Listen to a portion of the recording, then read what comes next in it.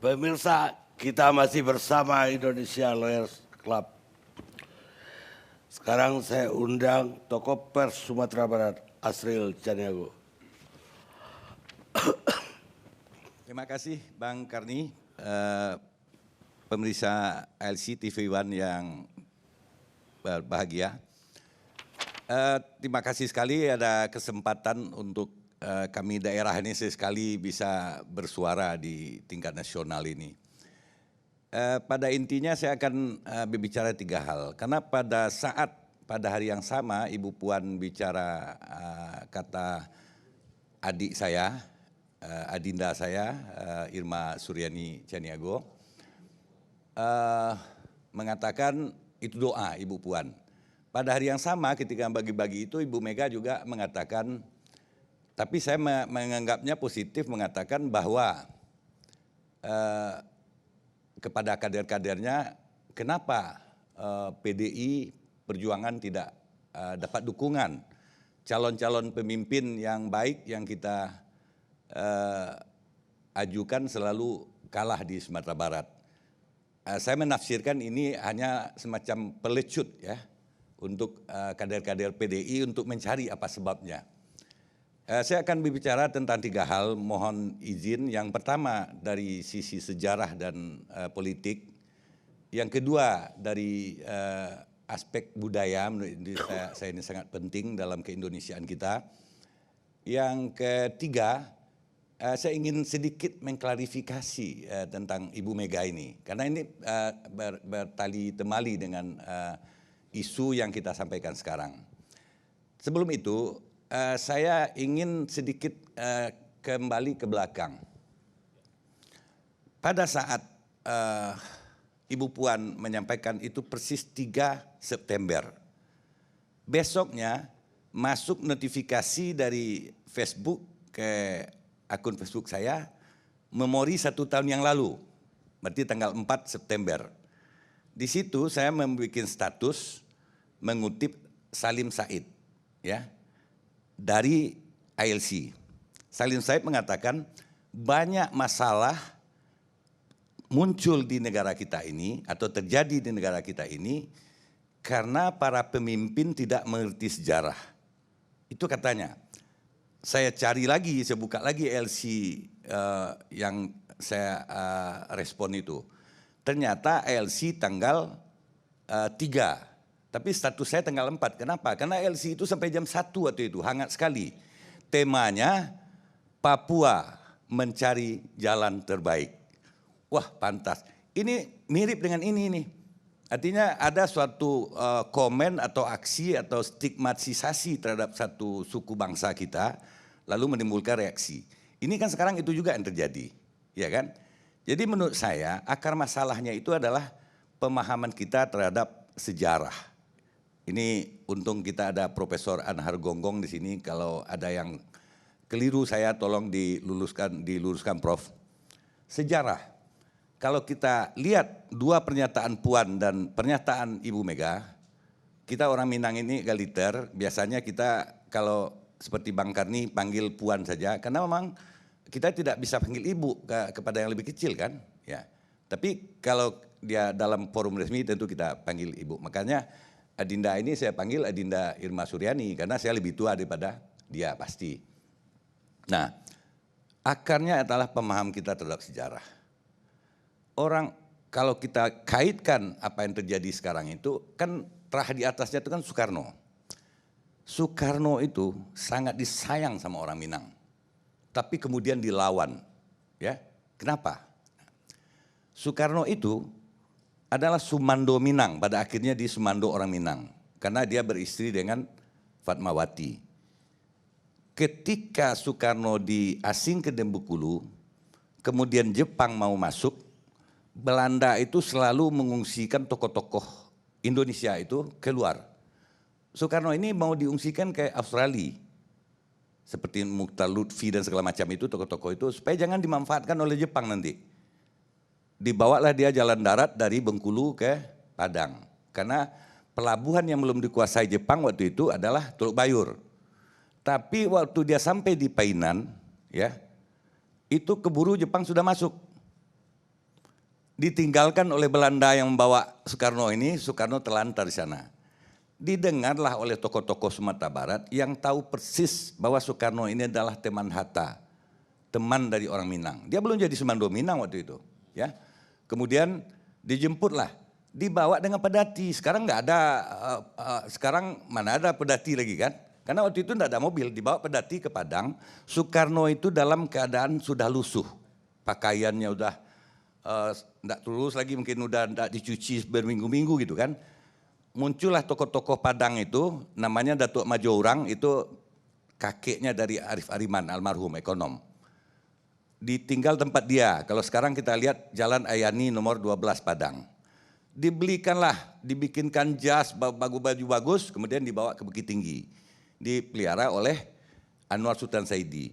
Soekarno itu dielu-elukan orang. Kalau baca laporan-laporan zaman itu, dia naik kereta api dari Padang ke Bukit Tinggi, berhenti di Padang Panjang, orang bilang, Bung Karno berpidato katanya. Jadi dari atas kereta api itu bisa dihentikan, Soekarno berpidato karena ingin rakyat itu mendengar Soekarno. Nah, kemudian dia berkunjung ke Madrasah Darul Funun namanya. Itu pesantren terbesar waktu itu di Sumatera Tengah, nama pimpinannya Abbas Abdullah. Datang Soekarno di situ. Tapi Soekarno terlambat 2 jam. Dia janji datang 12, kemudian orang sudah menunggu, dia datang jam 2. Langsung ditegur sama si Abbas ini. Anda ini akan menjadi pemimpin Indonesia. Jangan biasakan tidak tepat janji. Itu satu. Yang kedua, peci Soekarno ini diganti. Dulu Soekarno itu pakai peci yang pendek, ya kan? Anda tidak cocok pakai ini. Kalau Anda mau jadi pemimpin harus lebih gagah, ditambahlah pecinya. Ya, peci itulah yang dipakai oleh Soekarno sampai sekarang. Ya, sampai terakhir ya, yang kita lihat foto-fotonya sekarang itu gagah sekali Soekarno. Tapi dia juga ingatkan Soekarno, Anda ini gigi kirinya, gigi taringnya ini agak dempet, gingsul. Di situ pesona Anda. Tapi orang seperti Anda ini harus hati-hati. Dalam bahasa Minang namanya rambang mato. Rambang mato itu gampang tertarik pada perempuan cantik. Anda harus hati-hati. Itu sejarah ya. Mata keranjang. Mata keranjang. Nggak seperti itu, orang Minang agak lebih halus dia. Rambang mato bang. Kayak Sujiwo Tejo. Ya. Ternyata 4 bulan kemudian ketika dia kembali ke Jakarta, dia lapor kepada Bung Hatta, dia mau menikah dengan Fatmawati. Iya kan, kejadian. Akhirnya Bung Hatta dengan Pak Serangkai, Ki Hajar Dewantara Haji Maskur, minta Soekarno bikin surat pernyataan. Kalau Anda mau menikah, Anda harus berikan jaminan kepada 1 inggit, ya, harus disediakan 1 rumah di Bandung. Kedua, Anda harus tanggung biayanya, biaya hidupnya seumur hidup. Baru diizinkan menikah oleh Soekarno, oleh Empat Serangkai. Kemudian yang membawa Fatmawati itu ke Jakarta untuk dinikahkan, itu namanya Samaun Bakri, orang Padang juga. Iya kan? Begitu sayangnya orang Minang itu pada Soekarno. Tapi kenapa tahun 50-an tiba-tiba orang Minang itu melawan Soekarno? Bukan melawan Soekarno sebenarnya, mengoreksi Soekarno yang memasukkan komunis ke dalam pemerintahan. Itu dianggap menyimpang dari Pancasila gitu. Jadi kita harus bedakan antara praktek, antara Pancasila sesuatu yang sudah ideal, yang sudah kita terima, dengan pelaksanaan Pancasila.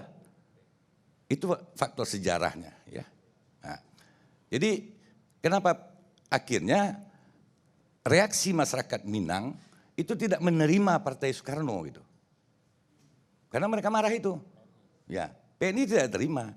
Pemilu 55, PNI itu di secara nasional 22%, Masumi 21%, NU 18%, PKI 16%, nomor 4. Masumi beda 1% tapi kursinya di parlemen sama. Di Sumatera Tengah, waktu itu Sumatera Tengah, dapil waktu pemilu 55 itu ada 15 dapil, tapi hanya 14 yang bisa pemilihan karena Irian Barat masih diduduki Belanda. Dari 14 daerah pemilihan itu, Masumi itu menang di 10 daerah pemilihan. Karena itu Masumi itu kalau menurut Yusril Iza Mahendra, terlepas dari dia apa ideologinya, partai yang paling menasional. Karena PNI hanya menang di 2 dapil. Ini Anda Tria tuh pelajari sejarah. Hanya di Jawa Tengah dan Sunda kecil. Iya kan, NU menang di Jawa Timur. Jadi Masyumi itu adalah partai yang nasional. Nah, mundur Bung Hatta dari wakil presiden juga karena sudah ada perbedaan pendapat dengan Bung Karno. Iya kan? Nah, di Sumatera Barat, PNI hanya dapat 1%. Dan itu mungkin partai nomor belasan, karena waktu itu 130 partai peserta pemilu 55 itu. Nomor 1 itu Masyumi, ya 49%, nomor 2 Perti, 28%, nomor 3 itu PKI di Sumatera Barat, 7%. Memang 7%, tapi dia nomor 3, Masyumi bisa mengantarkan 1 wakil, ini masih kakek nih sama Atria Dahlan ini, namanya Bakhtarudin. Dalam 1 keluarga di Minangkabau itu, bisa lahir berbagai aliran politik. Dia masih ada garis keturunannya dengan Rasuna Said. Masyumi, Atria Dahlan ini mamanya itu Bakhtarudin, kakeknya itu. Bakhtarudin itu pendiri PKI Sumatera Barat dan anggota konstituante setelah pemilu 55. Jadi menerima perbedaan itu malah dalam 1 keluarga. Ya. Tadi Pak Rizwan saya ingin koreksi sedikit ya. Halim itu bukan Perdana Menteri RI tapi RIS tapi RI. Karena Perdana Menteri RIS adalah Hatta merangkap Menteri Pertahanan. Saat dengan Halim itu mamak dengan keponakan, kandung. Bisa jadi presiden dari 1 rumah gadang di Minangkabau, di Kubang Putih namanya. Bisa menjadi presiden dan Perdana Menteri RI, Republik Indonesia loh. Begitu di Sumatera Barat itu. Jadi itu dari aspek sejarah. Itu berimbas sampai saat ini. Yang kedua soal budaya, ya. Saya ingin bicara, kalau salah saya nanti tolong luruskan Profesor Anar Gonggong. Kita ini kadang-kadang tidak bisa membedakan antara yang ideal dengan apa yang dipraktekkan, ya. Antara mana yang teori, mana yang praktek. Kalau kita lihat berubah ukurannya, kita salahkan alat ukur. Sebenarnya kita salah menggunakan ukuran gitu. Nah, jadi kebudayaan, apa yang kebudayaan Indonesia? Kebudayaan nasional Indonesia itu kalau kita amati undang-undang dasar kita, itu adalah puncak-puncak dari kebudayaan daerah. Dan itu juga sudah dikukuhkan dalam Kongres Kebudayaan Nasional tahun 54. Tapi apa itu puncak-puncak kebudayaan daerah? Sampai sekarang tidak kita rumuskan, Seperti juga kita tidak merumuskan hal-hal yang bernilai dalam sejarah itu. Sehingga pemahaman kita terhadap sejarah itu berbeda-beda gitu. Akhirnya pemahaman terhadap Pancasila, terhadap kebudayaan kita itu juga berbeda-beda. Nah, kalau menurut saya ya, itu apa puncak dari kebudayaan daerah itu adalah nilai-nilai baik, nilai-nilai luhur yang ada setiap daerah itu. Kalau kita menghargai itu tidak akan ada stigmatisasi saya lebih Pancasila daripada Anda kurang Pancasila daripada si A, si B. Tidak akan terjadi seperti itu. Akibat dari kita tidak serius mempelajari sejarah dan juga menyusun sejarah, meneliti sejarah itu, terjadi stigmatisasi terhadap hal tertentu. PKI, pemberontak, PRRI, pemberontakan, DI, TII Aceh pemberontakan. Itu anak sekolah dari mulai SD sudah kita kasih stigmatisasi di otaknya. PRI pemberontakan, Aceh itu pemberontakan. Kartosuryo DI pemberontakan. Sehingga dia Jawa Barat daerah pemberontak, Aceh pemberontak, Sumatera Barat pemberontak. Tidak kita ajarkan apa sebab-sebab mereka melakukan itu. Saya sudah lama menghentikan menggunakan kata pemberontakan PRRI, pemberontakan DI, peristiwa PRRI, peristiwa DI, TI. Kenapa Aceh memberontak? Karena Daud Brecht minta janji kepada Bung Karno. Aceh itu jadikan daerah tersendiri, artinya kalau provinsi dia provinsi sendiri. Lalu digabungkan dengan Sumatera Utara jadi Sumatera Tengah. Dari Sumatera Utara dengan Sumatera Timur dan Sibolga digabungkan jadi Sumatera Utara. Marah orang Aceh. Bung Karno sudah janji dulu, tapi Bung Karno sendiri mungkin sudah lupa gitu kan dengan janjinya. Itu juga DIT Jawa Barat, ya kan? Itu kalau Pak Nasir yang diutus waktu itu masih dipakai, Selesai itu Jawa Barat tuh. Tobat Kartosuwiryo. Nah, PRRI juga begitu. PRRI itu mengoreksi penyimpangan praktek Pancasila oleh Bung Karno. Iya kan? Apa praktek Pancasila? Setelah Hatta mundur kan tidak terkendali lagi Bung Karno ini. Tidak ada lagi undang-undang yang dia pakai untuk berkuasa gitu. DPR dibikin sendiri, ya kan? Oh diangkat jadi panglima ini, panglima itu. Tidak ada lagi menasihati Bung Karno. Itu kan. Kemudian baca pidato Muhammad Amin di parlemen tahun 56 yang Sumatera bergolak. Betapa besarnya ketimpangan antara Jawa dan luar Jawa waktu itu. Itu kan sila kelima, keadilan sosial bagi seluruh Indonesia. Itu yang diprotes penyimpangan itu. Kenapa kita stigmatisasi PRRI itu sebagai pemberontakan? Dia bukan melawan negara, mengoreksi pemerintah.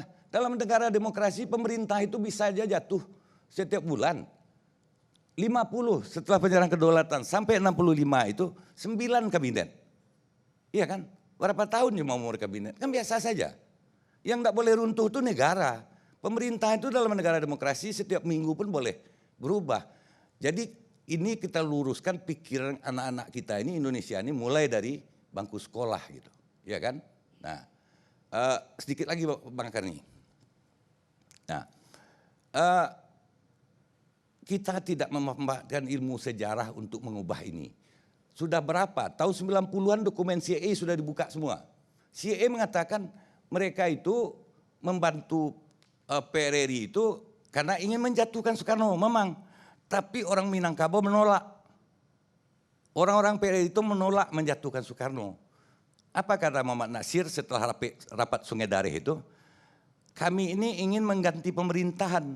Kabinet ini yang mau kami ganti, Elisa Slomijoyo ini. Karena di sana ada PKI. Kalau Soekarno kami tidak akan runtuhkan. Pada Indonesia dengan isu ya, isu perang dingin waktu itu, pernyataan dari Menteri Luar Negeri Amerika John Forster Dulles mengatakan, kami Amerika lebih suka melihat Indonesia terpecah menjadi fragmen-fragmen kecil daripada jatuh ke tangan komunis. Ternyata itu hanya modus Amerika. Itu kita tahu belakangan. Ada suatu peristiwa, namanya kepala stasiun CIA, tahun 90-an sudah dibuka dokumen CIA itu. Dia diutus untuk mengantarkan uang $50.000, nilainya sekarang mungkin sudah 50 miliar zaman itu ya. Karena permintaan Nasution, saya bawa pasukan, Simbolon, saya bawa pasukan dari Sumatera Utara 400 orang. Ahmad Hussein hanya bisa kasih tempat tinggal dan makan pun tidak cukup. Tolong Amerika dibantu. Dia kirim Den Almi dengan jeep sendirian, dia berangkat ke Bukit Tinggi, sampai di Bukit Tinggi tanggal 3 Oktober 57. Dia masuk ke kantor Nasution, dia lihat di belakangnya itu gambar Bung Karno, Presiden RI. Di belakang Nasution, itu adalah laporan CIA. Baca itu di dokumen Kehin dan juga dalam buku 50 tahun hubungan diplomasi Indonesia-Amerika. Ya kan? Dia tanya sama si Din Almi ini gimana ceritanya? Kita kan mau menjatuhkan Soekarno. Kata Simbolon, bukan. Kami mengganti pemerintahan. Soekarno ini faktor pemersatu kami. Kalau bukan dia, Indonesia ini pecah. Jadi PRRI itu tidak ada pemberontakan. Kemudian, mungkin sudah banyak yang membaca, 2 tahun yang lalu terbit buku Greg Polgren, Bayang-bayang intervensi. Ada 4 peristiwa besar di dunia dan di Indonesia, ternyata hanya karena satu sebab. Apa kejadian itu? Yang pertama, kematian Sekjen PBB Dag Hammarskjöld tahun 58 di Kongo. Pembunuhan Presiden Kennedy, PRRI sebelum itu, PRRI mulai 58. Pembunuhan Kennedy di Amerika, G30 SPKI di Indonesia, itu semuanya permainan bukan Amerika. Permainan Rockefeller dengan CIA. Apa motifnya? Ingin mendapatkan Freeport. Terlalu panjang kalau saya uraikan, cari bukunya, dia 30 tahun meneliti itu. Dia wawancarai juga penemu emas itu namanya Eldorado, itu kota emas. Ya, penemunya itu geolog Belanda, Dozy, Kemudian pilot yang menerbangkan dia ke sana itu anak Perdana Menteri Belanda namanya Collins, ya, anak si Collins itu. Motif keempat peristiwa itu adalah penguasaan emas Papua. Baca bukunya itu, gampang dicari, banyak di Indonesia ini. Itu kita tidak tahu, akhirnya dia wawancarai Nasution. Dia wawancarai Zulkifli Lubis, tokoh PRRI. Akhirnya Zulkifli Lubis geleng-geleng. Jadi kami memang dikerjai selama ini ya. Dia ingin jatuhkan Soekarno supaya emas itu aman. Dia bunuh Dahmat Skyot supaya Papua jangan merdeka. Karena selama Dahmat Skyot jadi sekjen PBB 3 tahun, dia punya konsep negara-negara harus diserahkan nasibnya kepada rakyatnya sendiri. Artinya referendum. Akhirnya 14 negara di Afrika merdeka. Amerika takut kalau merdeka Papua, emas itu lepas dari dia. Tapi kalau Soekarno tetap berkuasa, emas itu juga tidak akan didapat. Karena Soekarno sendiri menasionalisasi perusahaan asing di Indonesia. Makanya Soekarno pun harus dijatuhkan. Jadi kita ini permainan Rockefeller, permainan kapitalis. PRRI itu juga itu. Tapi kenapa PRRI itu tetap dibantu setelah dia menolak menjatuhkan Soekarno?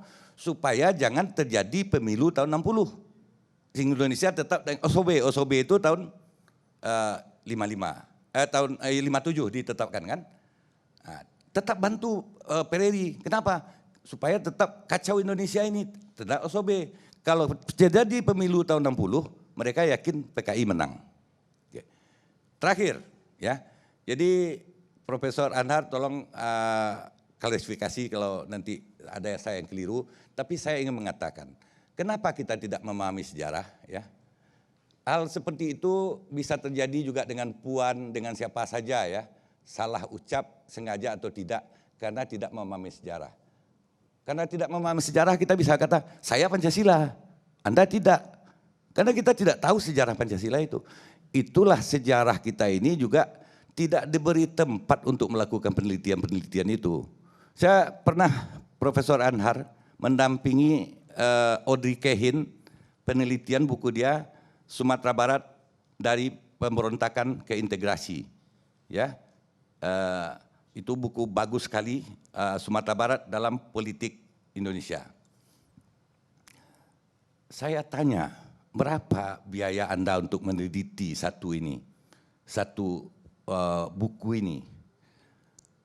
Waktu itu sebelum Krismon sekitar 5 miliar Bang Karni. Saya hanya mendampingi untuk ketemu dengan Pak Emil Salim, Pak Arun Zain, Pak Azwar Anas, karena saya punya link di situ. Sehari saya dikasih $125. Hotel saya bintang 5 di Air Duta. Selama 15 hari mendampingi dia, $120 per hari.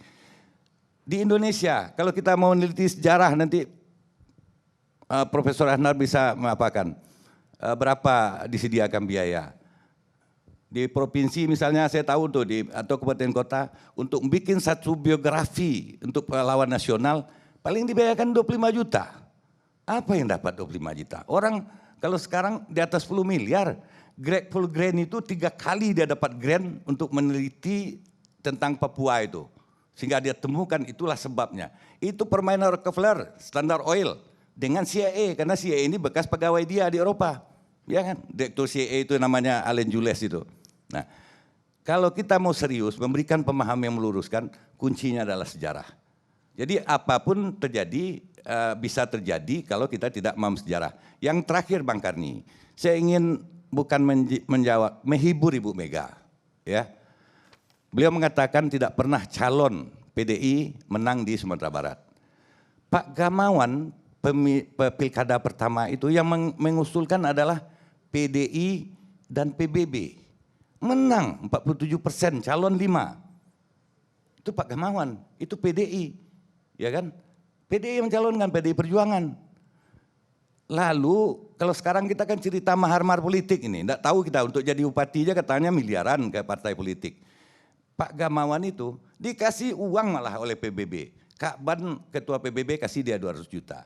Waktu hari pemilu pertama itu, kampanye pertama, dipanggil sama Pak Taufik Kemas. Udah, dia panggil udah itu. Pak Gamawan udah, Pak Taufik pun panggil udah, seperti mas-mas kita di Jawa kan. Datang ke Jakarta. Saya ini maaf, saya berkawan dengan Pak Gamawan. Tapi waktu itu saya sudah angkat ketua Panwaslu Sumatera Barat. Pak Gamawan telepon saya, Pak ini kita ke Jakarta. Saya dipanggil Pak Taufik. Pak, kalau dulu bisa, kalau sekarang saya ketua Panwaslu, calon dengan ketua Panwaslu gimana? Berangkat jalan sendiri, saya bilang kan. Akhirnya pulang, dia langsung telepon saya. Menggigil saya katanya. Apa itu? Datang ke Pak Taufik, datang yang pagi, pergi ke Teguh Umar, pulang, dikasih tas. Ini Pak Gamawan untuk biaya kampanye. Dia tahu setelah di Padang jumlahnya 500 juta. Jadi untuk biaya bantu-bantu beli rokok nih, beli cendol, beli bensin untuk kampanye. Janganlah udah, saya udah dikasih kursi gratis, dikasih 500 juta oleh Pak Gamawan, Pak Taufik. Waktu lewat X-ray di bandara dia cerita, menggigil saya. Tidak pernah saya bawa uang sebanyak itu. Pak boleh dibuka Pak, kata petugas X-ray kan. Kenapa? Nah, ketawa dia, banyak uang Bapak ya. Karena dia ingin lihat aja gitu. Uang kan bisa dilihat di X-ray itu. Begitu Pak Taufik itu perhatiannya terhadap Minangkabau. Saya kenal dengan beliau, sering ngobrol dulu tempat Pak Irman Gusman. Tapi saya dengar cerita, Bang Karni mungkin pernah masuk ke ruang kerjanya waktu ketua MPR ya. Hanya di samping foto presiden dan wakil presiden, hanya ada 2 foto besar di ruangan Pak Taufik. Satu foto Bung Karno, yang kedua Taufik Kiemas Datuk Basa Batuah, pakai adat Minang di ruang kerjanya. Apalagi yang kita ragukan tentang Minangnya Uni Puan, Ibu Mega. Dan terakhir, saya ingin sedikit membawa sentuhan Minang. Banyak kawan-kawan di PDI Perjuangan melalui kontak mengatakan saya hadir di FC ini akan menghantam PDI. Kira-kira apa yang mau dibilang Pak Hasril? Saya pastikan, saya ini udah umur ninik mama ini. Tapi kalau anak muda berkata keras di Minangkabau itu biasa. Tapi kalau ninik mama itu kata menyalasai, kata menjadikan solusi. Nah, tadi Adinda Irma Suryani, Pak Basarah, sangat bagus sekali. Saya juga memuji Hasto, memuji Adinda Atria ini, atau malah janji kemenakan saya, karena mamaknya teman saya, ya kan? Tapi bagi orang Minang ada sedikit. Mohonlah, tolong kawan-kawan di PDI itu, bujuk Mbak Puan itu. Minta maaf itu tidak memalukan, malah menimbulkan kehormatan. Dan bukan minta maaf itu bukan hanya karena kesalahan. Orang menunggu, betul itu kata Hasto, itu kata Atria, itu kata Basarah. Yang kata Puan sendiri mana? Bagi orang Minang itu, bau mencancang, tangan mencancang, bau memikul. Tidak bisa pertanggungjawaban itu diwakilkan. Cukup Pak Gamawan bikin tulisan, saya lihat mungkin sudah sampai juga ke Teguh Umar itu. Cukup mengatakan maksud saya begini. Tidak perlu sehebat-hebat Basarah tadi. Maksud saya begini, tapi kalau Dunsana semua menganggap salah memahami, tolong dimaafkan. Itu aja selesai itu, tidak perlu lagi ESI, tapi biarlah setelah ESI ini ya. Oke Bang Karni, terima kasih banyak kesempatan sudah diberikan. Mudah-mudahan ini mewakili juga ini perasaan orang Minang. Kalau adik-adik ini itu biasa, di Minangkabau itu namanya Parik Paganegari. Artinya mereka ini pengaman, dubalang. Dubalang itu kato dubalang, kato mangareh. Mereka harus keras. Nah, tapi ninik mama inilah nanti yang bujuk-bujuk dia kan, uni-uninya inilah yang apa kan. Ya kenapa Anda tidak tabayun datang ke Puan? Jembatanilah supaya dia datang ke Puan, adik-adik ini sama Irma, sama Atria. Bawa aja. Kata Pak Gamawan, hari ini Pak Puan itu mengatakan maksud saya begini, kalau salah tafsir, besok datang kita sambut dengan payung kuning, dengan kalau perlu bantai kabau, menyembelih kerbau kita untuk menghormati. Tidak akan ada apa, saya jamin aman sama-aman. Ketika terjadi kasus Papua, ya banyak orang Minang korban di Wamena, kita tahu itu bukan orang Wamena, tapi pengacau yang bunuh. Takut orang Papua di Sumatera Barat, mereka ada di IPDN, ada di berapa. Pernyataan Pak Gubernur, saya jamin keamanan saudara kita Papua. Ninik mama, ulama, jangan khawatir, jangan resah saudara kami Papua. Kami bisa menilai apa sebab sana. Dikirimlah Pak Wagub Nasul Habib sini, Pak. Jadi orang Minang itu sangat beralam lapang ya, berpadang laweh istilahnya. Sangat terbuka. Kemudian hindarilah stigmatisasi yang menyinggung, bukan hanya Minang. Papua juga bisa tersinggung, daerah lain juga bisa tersinggung kalau kita apakan. Dan bukannya Puan, siapapun yang bicara. Karena itu ketika Mahfud MD mengatakan Sumatera Barat Provinsi garis keras, ya. Kemudian saya diundang, ada kelompoknya Suluh Indonesia, Prof, itu salah itu. Garis keras kalau menegakkan kebenaran, kami memang keras. Kalau mencegah penyimpangan, pasti Minangkabau keras. Tapi untuk lain kami sangat toleran. Saya katakan sama Profesor Mahfud di panggung yang sama. Dia punya forum Suluh Indonesia sebelum jadi Menko apa ini. Prof, orang Minang itu, dia masalahnya nih NKRI, ya, garis keras yang membahayakan NKRI. Orang Minang itu memberontak pun tetap dalam NKRI sebenarnya. Makanya namanya tetap Pemerintah Revolusioner Republik Indonesia. Tapi apa PRRI itu, ini para sejarawan harus menjelaskan dan para pemimpin harus memahami. Hilangkanlah stigmatisasi ini. Ini akan terjadi di mana-mana. Baik, terima kasih. Terima kasih Bang Karni yang sudah memberikan kesempatan sangat leluasa. Luar biasa sejarah yang diceritakan malam ini. Luar biasa, banyak yang kita belum dengar. Terima kasih Bung Aris.